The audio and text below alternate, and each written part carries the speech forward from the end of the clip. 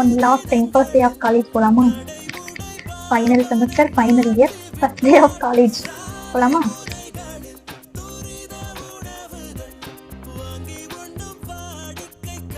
இந்த சின்ன பிள்ளைங்க மாதிரி நேற்று என்னோட பேகு அப்புறம் எல்லாத்தையும் எடுத்து தோச்சு போட்டு எல்லாம் ரெடியாக வச்சிருக்கேன்.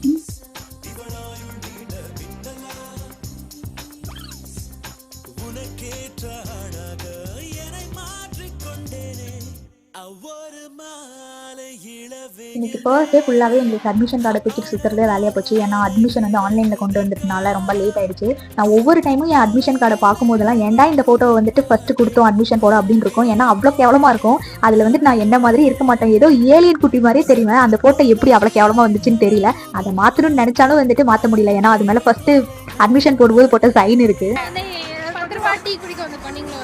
வீடு எடுக்கிறோம் அவள் தான்